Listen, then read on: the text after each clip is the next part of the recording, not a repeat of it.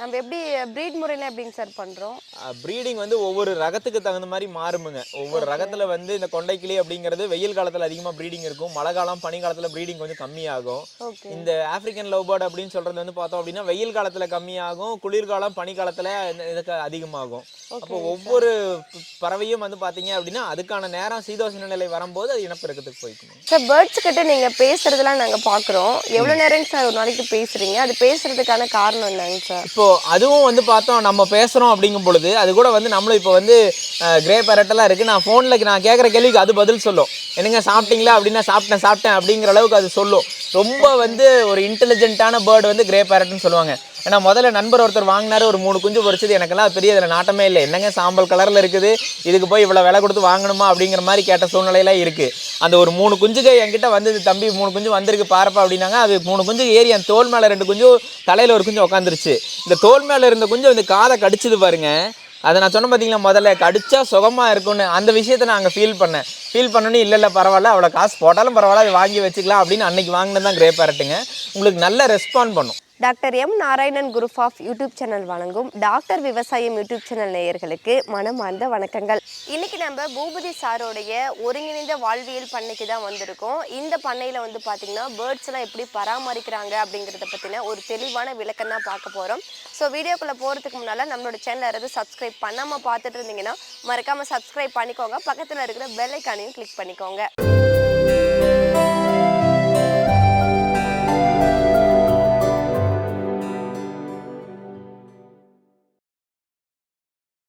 Sir வணக்கம் sir. வணக்கம் sir உங்களை பற்றி சொல்லுங்கள் சார். வணக்கம்ங்க. என் பேர் பூபதி. வாழ்வியல் பண்ணை அப்படின்னு சொல்லிட்டு ஈங்கூர் அப்படிங்கிற ஒரு இடத்துல உச்சனகவுண்டன் புதூரில் வச்சுருக்கேன். பெருந்துறையிலிருந்து சென்னிமலை போகிற வழியில் வந்து நம்மளுடைய ஊர் இருக்குது. இங்கே வந்து ஒரு ஒருங்கிணைந்த பண்ணையமாக நான் பண்ணிகிட்ருக்கேன். ஓகேங்க சார். சார் நம்ம எத்தனை வருஷமாங்க சார் பண்ணிட்டு இருக்கோம்? இங்கே வந்து 2 வருஷம் முடிய போகுதுங்க. வர தை வந்ததுன்னா 3 வருஷம் ஆக போகுது. குருவியை பொறுத்த வரைக்கும் வந்து பார்த்தோம் அப்படின்னா கிட்டத்தட்ட 17 வருஷமாக பண்ணிகிட்டு இருக்கோம். ஓகேங்க சார். நம்ம என்னென்ன ரகங்கள்லாம் வச்சுருக்கோங்க சார்? குருவியில் நம்ம இப்போ ஒரு 9 ரகம் வச்சுருக்கிறோமுங்க. சரிங்க சார். கொண்டைக்கிளி அப்படின்னு சொல்லக்கூடிய காக்டெயில் வச்சுருக்கிறோம். அடுத்தது வந்து ஆஃப்ரிக்கன் லவ் பேர்டில் வந்து அதில் ஒரு 4 ரகம் வச்சுருக்கிறோமுங்க. ரிங் ஐட்டம், பீச் ஃபேஸ் இது மாதிரி.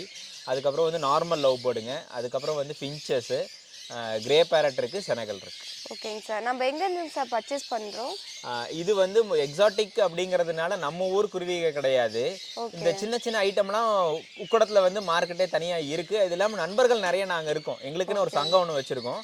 அந்த சங்கத்துக்குள்ளார வேணுங்கும் போது புது ஐட்டம் எங்களுக்குள்ளார வாங்கிக்குவோம் நாங்கள். ஓகேங்க சார். நம்ம குருவிகளுக்கெல்லாம் உணவு பழக்கம்லாம் எப்படிங்க சார்? உணவு முறை எப்படின்னா கொடுத்துட்ருக்கோம்? உணவு அப்படின்னு பார்க்கும் பொழுது காலையில் வந்து முளைக்கட்டிய தானியங்களும் பருப்பு வகைகள் கொடுப்போம். சுண்டல், பச்சைப்பயிறு இதெல்லாம் காலையில் போகும். அதுக்கு அடுத்த மதிய நேரம் அப்படின்னு பார்க்கும்போது வந்து தெனை, சூரியகாந்தி விதை போகும். மாலை நேரத்தில் வந்து பார்த்தோம் அப்படின்னா பழங்கள், நம்ம என்ன கொய்யாப்பழமோ பப்பாளி பழம் இது மாதிரி பழங்கள் போகும். குதிரை மசால் ஆல்ஃபான்னு சொல்லுவாங்க. குதிரை மசால் வாரத்தில் ஒரு 2 முறை 3 முறை கொடுப்போம். ஓகேங்க சார். சார் இப்போ நோய் பராமரிப்புலாம் எப்படிங்க சார்? நோய் மேலாண்மை இதில் வந்து ஒவ்வொரு ரகத்துக்கும் தனித்தனியாக மாறுமுங்க. இதில் வந்து இப்போ ஆஃப்ரிக்கன் லவ் பேர்டில் வந்து அம்மை கொஞ்சம் பிரதானமான நோயாக வரும். அதுவும் வந்து பார்த்தீங்கன்னா நம்ம ஒன்ஸ் உள்ளே வந்துட்டு அதை எலிமினேட் பண்ணிட்டீங்க அப்படின்னா புது பேர்டு உள்ளே வராமல் குவாரண்டைன் பண்ணி கொண்டு வந்தீங்க அப்படின்னா அம்மை பிரச்சனை நமக்கு வராது. அப்புறம் மற்றபடி மற்ற நோய்கள் எல்லாமே வந்து ரொம்ப இயல்பாக தான் இருக்கும். என்னுடைய கான்செப்ட் என்ன அப்படின்னா, கொடுக்கக்கூடிய உணவு சமச்சீரான உணவாக கொடுக்குறீங்க அப்படிங்கும்போது கால்நடைகளுக்கு நோய் மேலாண்மை அங்கேயே வந்து தடுத்ததா நான் நினைக்கிறேன். ஓகேங்க சார். சார் பருவ காலங்களுக்கு ஏற்றபடியும் நோய் வருங்களா? கண்டிப்பாக பருவ காலத்துக்கு தகுந்த மாதிரி வரும். வெப்பம் அதிகமாகுது அப்படிங்கும்போது தான் அம்மை வெளியில் அவுட் பிரேக் இருக்குமுங்க. அது வரைக்கும் அந்த கிருமி உள்ளே இருக்கும். அது வளர்றது அப்படிங்கிறது அந்த வெப்பம் தான் அதை இனிஷியேட் பண்ணி கொடுக்கும். அப்போ இனிஷியேட் பண்ணும்போது அந்த பருவகாலம் கண்டிப்பாக இதில் ஒரு பெரிய தாக்கம் இருக்கும். ஓகேங்க சார். நம்ம வந்து குருவிகளை சேல் பண்ணுறோம் இல்லைங்களாங்க சார்? அப்போ சேல் பண்ணுறோம் அப்படின்னா எப்படிங்க சார்? கஸ்டமர்ஸ்லாம் நம்ம இங்கேயே வந்து வாங்கிக்கிற மாதிரிங்களா, இல்லை நீங்கள் கொரியர் பண்ணுறது அதெல்லாம் இருக்குங்களா? இல்லை, இப்போ நம்மளது வந்து கொஞ்சம் பெரிய லெவலில் பண்ணிகிட்டு இருக்கோம் அப்படிங்கிறனால இடைத்தரகர்கள் எல்லாமே இங்கேயே வந்து வாங்கிக்குவாங்க. ஏன்னா 1 2 லோக்கலுக்கு கொடுக்குறது 1 2 கொடுத்துட்டு தான் இருக்கும். ஆனால் பெரிய லெவலில் பண்ணுறோம் அப்படிங்கும்போது 1 2 கொடுத்து 50 குருவி 100 குருவி விற்கிறது சிரமமாக இருக்கும். அப்படிங்கிறதுனால நமக்கு வந்து இடைத்தரகர்கள் வந்து இங்கேயே வந்து வாங்கிட்டு போய்க்கும். ஓகேங்க சார். தோராயமாக இப்போ நம்மக்கிட்ட எத்தனை குருவிகள் சார் இருக்கும்? நீங்கள் இப்போ ஒரு 500 குருவிக்கு பக்கமாக இருக்குமுங்க. ஓகேங்க சார். நம்ம எப்படி ப்ரீட் முறையில் எப்படிங்க சார் பண்ணுறோம்? ப்ரீடிங் வந்து ஒவ்வொரு ரகத்துக்கு தகுந்த மாதிரி மாறுமுங்க. ஒவ்வொரு ரகத்துல வந்து இந்த கொண்டைக்கிளி அப்படிங்கிறது வெயில் காலத்துல அதிகமா ப்ரீடிங் இருக்கும். மழை காலம், பனி காலத்துல ப்ரீடிங் கொஞ்சம் கம்மியாகும். ஓகே. இந்த ஆப்பிரிக்கன் லவ் பேர்ட் அப்படின்னு சொல்றது வந்து பார்த்தோம் அப்படின்னா வெயில் காலத்துல கம்மியாகும், குளிர்காலம், பனி காலத்துல இதுக்கு அதிகமாகும். அப்போ ஒவ்வொரு பறவையும் வந்து பாத்தீங்க அப்படின்னா அதுக்கான நேரம் சீதோஷ்ண நிலை வரும்போது அது இனப்பெருக்கத்துக்கு போய்க்கணும். இப்போ குருவிகளுக்கெல்லாம் தண்ணி எப்படிங்க சார் கொடுக்குறீங்க? தண்ணி அப்படிங்கிறது வந்து பார்த்தோம் அப்படின்னா எடுக்கக்கூடிய உணவுல 2வது பிரதானமான உணவு அப்படிங்கிறது தண்ணிங்க. தண்ணி எப்பவுமே வந்து சுத்தமாக இருக்கணும். நம்மளுடைய தண்ணிங்கிறது வந்து பார்த்தோம் அப்படின்னா பைப் லைனில் கொடுத்துட்ருக்கோம். பைப் லைனில் கொடுக்கும்போது வந்து அது தேவையில்லை அப்படிங்கும்போது வந்து பைப்பை எடுத்து விட்டுட்டோம் அப்படின்னா தண்ணியெல்லாம் வெளியில் போய்க்கும். அப்போ ஒரு நாள் விட்டு ஒரு நாள் அந்த தண்ணியை வந்து சுத்தம் பண்ணி கொடுக்கும்போது தண்ணி சுத்தமாக இருக்குது அப்படிங்கும்போது அதனுடைய இனப்பெருக்க மேலாண்மை நமக்கு ரொம்ப நல்லா இருக்கும். ஒன்று. 2வது ஆட்கள் இன்னைக்கு இருக்கக்கூடிய விவசாயத்தில் வந்து ஆள் பற்றாக்குறைங்கிறது மிக அதிகமாக இருக்கும். அதனால நான் எப்பவுமே வந்து இன்வெஸ்ட் பண்ணுறது கொஞ்சம் சேர்த்து இன்வெஸ்ட் பண்ணிட்டாலும் அன்றாட நம்ம வேலையை வந்து குறைச்சி இருக்கிற மாதிரி இருக்கணும் அப்படிங்கிற மாதிரி தான் நம்மளுடைய கூண்டுகள் எல்லாத்தையுமே வடிவமைச்சு கொடுத்துருக்கேன். அப்போ அந்த வடிவமைப்பு வந்து பார்த்தோம் அப்படின்னா இப்போ பைப்பில் கொடுக்கறதுனால ஒரு சில இதுக்கு மட்டும்தான் கப்பில் வைக்கிற மாதிரி இருக்கும். அப்போ கப்பில் வச்சா என்னாங்கன்னா ஒரு நாள் விட்டு ஒரு நாள் எடுத்து கழுவி திருப்பி எடுத்து வைக்கக்கூடிய ஒரு சூழ்நிலையில போவோம். ஆனால் இதுக்கு வந்து பார்த்தோம் அப்படின்னா பைப்பில் அப்படி அந்த அளவுக்கு எல்லாம் இல்லை. ஒரு 10 குடுவிக்கு ஒட்டுக்கா ஒரே பைப்பில் இருக்கும். பைப் எடுத்து விட்டா தண்ணி போயிடும், இருக்கிற தண்ணியெல்லாம் போயிடும், புது தண்ணியை விட்டுட்டு நம்ம திருப்பி பண்ணிக்கலாம். அப்படிங்கிறதுனால தண்ணி எப்பவுமே சுத்தமான தண்ணி நம்ம கொடுத்துட்டு இருக்கோம். ஓகேங்க சார். சார் இப்போ இந்த கூடுகளில் எப்படி நம்ம வந்து க்ளீன் பண்ணுறோம்? க்ளீனிங் ப்ராசஸ் எப்படிங்க சார் இருக்கு? கூண்டை பொறுத்த வரைக்கும் வந்து பார்த்தோம் அப்படின்னா இப்போ வந்து கொண்டைக்கிளிக்கு வந்து சட்டியில் வந்து மண்ணு தான் வச்சிருக்கிறோம். நம்ம வந்து மண் சட்டி தான் பெரும்பகுதி வச்சிருக்கிறோம். மரப்பெட்டிக்கு பெருசாக போகல. அப்போ அந்த மண்ணில் வந்து அந்த குஞ்சுகளாக இறங்கி முடிச்ச சமயத்தில் வந்து பார்த்தோம்னா அது வெளியில் எடுத்துட்டு வந்து அதில் வந்து சின்ன சின்ன இப்போ நம்ம இந்த மீல்வாம்ஸ்லாம் சொல்கிறோம் இல்லைங்களா, அது மாதிரி இருக்கும். அதையெல்லாம் கொண்டு வந்து கோழிகளுக்கு போட்டுடலாம். நம்ம பண்ணைங்கிறது ஒருங்கிணைந்த பண்ணையமா இருக்குது அப்படிங்கிறதுனால இன்னைக்கு வந்து கோழிகளுக்கு கரையானோ இது மாதிரி மீல்வாம்ஸ் கொடுத்தோம் அப்படின்னா குஞ்சுகள் கொஞ்சம் நல்லா வரும். அப்போ அதிலிருந்து வரும்போது அந்த அந்த அந்த சின்ன சின்ன புழுக்களும் வண்டுகளும் வந்து இதுக்கு தீவனம் ஆயிரும். அப்போ நம்ம பானையும் சுத்தம் பண்ண மாதிரி ஆயிரும். அதுகளுக்கும் வந்து பார்த்தோம் அப்படின்னா சுத்தமான பானை போயிடும். நம்ம கோழிகளுக்கும் நம்ம வந்து ப்ரோட்டீன் ரிச் ஃபுட் கொடுத்த மாதிரி ஆயிரும். இது அதே மாதிரி ஆப்பிரிக்கன் லவ் பேர்ட் எல்லாமே வந்து நம்ம தென்னம் பட்டையில வந்து நம்ம அந்த ஸ்பேத்துன்னு சொல்லுவோம், பாலையை வந்து கிழிச்சு கிழிச்சு கூடு கட்டும்.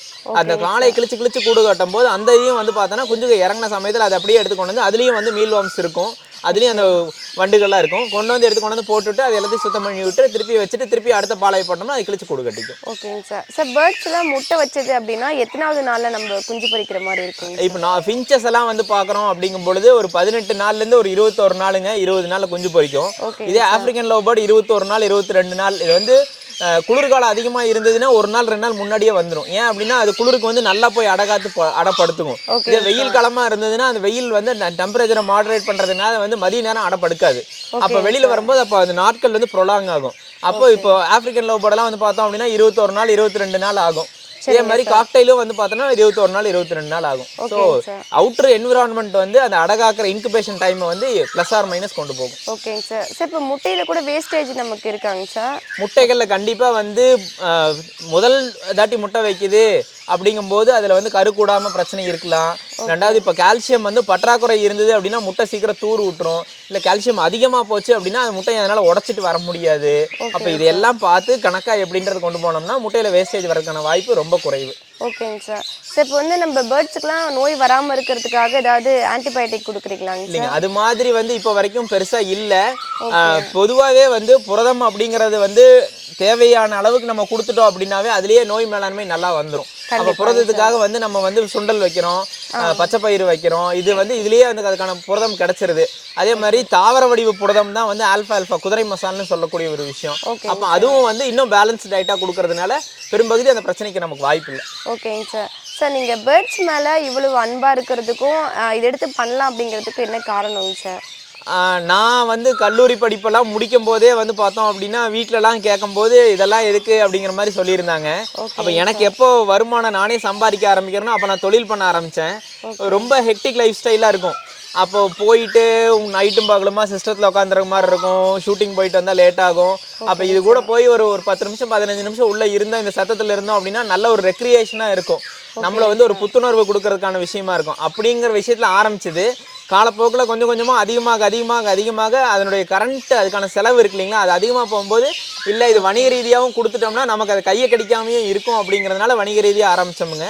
இந்த ஒரு 14 வருஷமாக வணிக ரீதியாக பண்ணிட்டு இருக்கோம். இப்போ ஒரு கூட்டில் பார்த்தீங்கன்னா ஒரு ஜோடி குருவி தான் நீங்கள் விட்டுருக்கீங்க, அது எதனாலங்க சார்? நம்ம இப்போ வந்து குருவிக்கு வந்து வணிக ரீதியாக பண்ணுறோம் அப்படிங்கும் பொழுது ஒரு தாய் ஒரு தந்தைக்கு விடும்போது வரக்கூடிய குஞ்சுகளோட எண்ணிக்கை அதிகமாக இருக்கும். 4 குஞ்சு 5 குஞ்சுக்கு சர்வசாதாரணமாக எடுக்கலாம். இப்போ குழுக்களாக விட்டுருக்கோங்க, காலனி ப்ரீடிங் போகிறீங்க அப்படிங்கும்போது அதுலேருந்து நமக்கு 1 குஞ்சு 2 குஞ்சு தான் கிடைக்கும். அழகுக்கு பார்க்குறவங்களுக்கு அது சரி. நீங்கள் இது எதுவும் வணிக ரீதியாக பண்ணணும் அப்படிங்கும்போது இன்னும் 2 குஞ்சு நம்மளுடைய லாபமாக இருக்கும். 5 குஞ்சு பொறிச்சுன்னா அது நம்மளுடைய லாபமாக இருக்கும். 5வது குஞ்சு நம்ம இன்னொரு அதிகப்படியான லாபமாக இருக்கும். அதனால வந்து எல்லாத்துக்குமே தனித்தனியாக தனி குடும்பம் வச்சிட்டிங்க அப்படின்னா குஞ்சுகளுடைய இறப்புங்கிறது ரொம்ப கம்மியாக இருக்கும். ஓகேங்க சார். சார் இப்போ மார்க்கெட்டிங்கில் எப்படிங்க சார், இப்போ பேர்ட்ஸுக்கெலாம் இம்பார்ட்டன்ஸ் கொடுக்குறாங்களா, மக்கள் இன்ட்ரெஸ்ட்டை காட்டுறாங்களாங்க சார்? மக்களுக்கு இன்னைக்கு இருக்கக்கூடிய சூழ்நிலையில் ஒரு காலத்தில் வந்து கூட்டு குடும்பமாக இருந்தாங்க, இல்லை வந்து நம்மளும் வந்து ஒரு காலனி ப்ரீடர்ஸாக தான் இருந்தோம். காலனி ப்ரீடர்ஸ்னால் ஊருக்குள்ளார வந்து அந்த ஒரு சூழலியல் கோட்பாட்டில் தான் நம்ம வாழ்ந்துட்டு இருந்தோம். ஆனால் இன்றைக்கி வந்து எல்லாத்தையும் விட்டு நகரமயமாக்கலுக்கு போயிட்டோம். பக்கத்து வீட்டில் பேசுகிறதுக்கே இன்றைக்கி இல்லை. ஏதோ ஒரு சத்தம் கேட்டு யாரோ ஒருத்தவங்க வந்து சத்தம் போட்டால் கூட அவங்க கதவை சாத்திக்கிற ஒரு சூழ்நிலை தான் இருக்குது.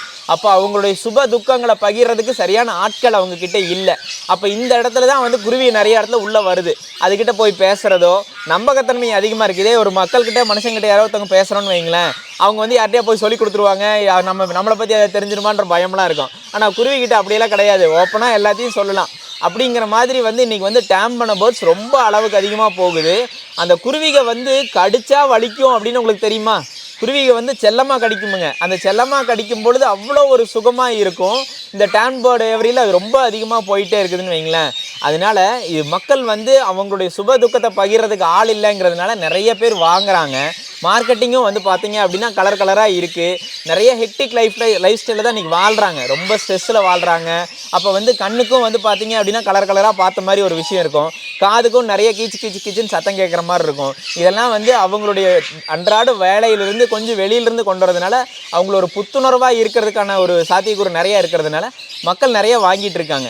2வது கொரோனாப்போ கொஞ்சம் கீழே தான் போயிருந்தது மார்க்கெட். இப்போ மறுபடியும் வந்து பார்த்தீங்க அப்படின்னா பக்கத்தில் ஒரு பெட் ஷாப் கூப்பிட்டு, சார் என்கிட்ட குருவியே இல்லை, எதையோ ஒரு குருவியை கொடுங்க அப்படின்னு கேட்குற அளவுக்கு வந்து இன்றைக்கி வந்து மார்க்கெட் வளர்ந்துட்டு இருக்குதுங்க. சார் பேர்ட்ஸ் கிட்ட நீங்கள் பேசுகிறதுலாம் நாங்கள் பார்க்குறோம். எவ்வளோ நேரங்க சார் ஒரு நாளைக்கு பேசுகிறீங்க? அது பேசுகிறதுக்கான காரணம் என்னங்க சார்? இப்போது அதுவும் வந்து பார்த்தோம், நம்ம பேசுகிறோம் அப்படிங்கும் பொழுது அது கூட வந்து நம்மளும் இப்போ வந்து கிரே பேரட்டெல்லாம் இருக்குது. நான் ஃபோனில் நான் கேட்குற கேள்விக்கு அது பதில் சொல்லும். என்னங்க சாப்பிட்டீங்களா அப்படின்னா சாப்பிட்டேன் அப்படிங்கிற அளவுக்கு அது சொல்லும்.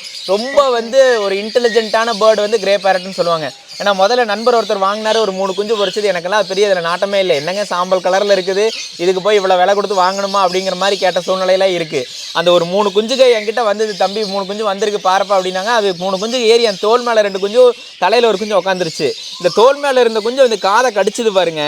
அதை நான் சொன்ன பார்த்தீங்களா முதல்ல, கடிச்சா சுகமாக இருக்குன்னு. அந்த விஷயத்தை நான் அங்கே ஃபீல் பண்ணோன்னே இல்லை பரவாயில்ல, அவ்வளோ காசு போட்டாலும் பரவாயில்ல, அது வாங்கி வச்சுக்கலாம் அப்படின்னு அன்றைக்கி வாங்கினது தான் கிரே பேரட்டுங்க. உங்களுக்கு நல்ல ரெஸ்பாண்ட் பண்ணும். சார் இப்போ கஸ்டமர்ஸ் வந்து நம்மக்கிட்ட பேர்ட்ஸ் வாங்கணும் அப்படின்னா எங்கே வரணும்? லொக்கேஷன் வந்து கொஞ்சம் கரெக்டாக சொல்லிடுங்க சார். இது கொஞ்சம் உள்ள இன்டீரியராக இருக்குது அப்படிங்கிறதுனால சரியான லொக்கேஷன். நீங்கள் என்னுடைய அலைபேசி எனக்கு கூப்பிடுங்க. என்னுடைய அலைபேசிக்கு கூப்பிட்டு இது மாதிரி என்ன அவைலபிலிட்டி இருக்குதுன்னு பாருங்கள். இருந்தது அப்படின்னா ஏதோ ஒரு டைம் நீங்கள் வந்து வாங்கிக்கலாம். நிறையா இருந்தால் நீங்கள் வந்து வாங்கிக்கலாம். உங்களுக்கு எப்படி தேவையோ அதுக்கு மாதிரி பண்ணி தந்துக்கலாம் நம்ம. சார் உங்களுடைய ஒருங்கிணைந்த இந்த வாழ்வியல் பண்ணை மென்மேலும் வளரணும். அது மட்டும் இல்லாமல் உங்களுடைய இந்த இயற்கை சார்ந்த இந்த விஷயங்களில் நீங்கள் இன்னும் செல்வ செழிப்பாக வளரணும் அப்படின்னு எங்களுடைய doctor ash 24 news YouTube channel மூலம் மனமார்ந்த வாழ்த்துக்களை தெரிவித்துக் கொள்கிறோம். இவ்வளோ நேரம் பூபதி சார் வந்து நம்மளோட இந்த ஒருங்கிணைந்த வாழ்வியல் பண்ணை பற்றின ஒரு அழகான அனுபவத்தை பகிர்ந்துக்கிட்டாரு. அது எங்களுக்கு ரொம்ப பிரயோஜனமாக இருந்துச்சு. தென் சாரோடைய கான்டாக்ட் நம்பரை நாங்கள் டிஸ்கிரிப்ஷனில் கொடுத்துருக்கோம். உங்களுக்கு ஏதாவது டவுட்ஸ் இருந்துச்சு, இல்லை நீங்கள் வந்து பேர்ட்ஸ் இல்லை ஏதாவது நீங்கள் சேலுக்கு வேணும் அப்படின்னா அவரை நீங்கள் கால் பண்ணி ஆர்டர் பண்ணிக்கலாம். தென் நம்மளோட சேனலை இருந்து சப்ஸ்கிரைப் பண்ணாமல் பார்த்துட்டு இருந்தீங்கன்னா மறக்காமல் சப்ஸ்கிரைப் பண்ணிக்கோங்க. மறக்காமல் பக்கத்தில் இருக்கிற பெல் ஐக்கானை கிளிக் பண்ணிக்கோங்க. உங்களுடைய ஃப்ரெண்ட்ஸ்க்கும் ஷேர் பண்ணுங்கள். டவுட்ஸ் இருந்துச்சுன்னா கமெண்ட் பண்ணுங்கள். நன்றி.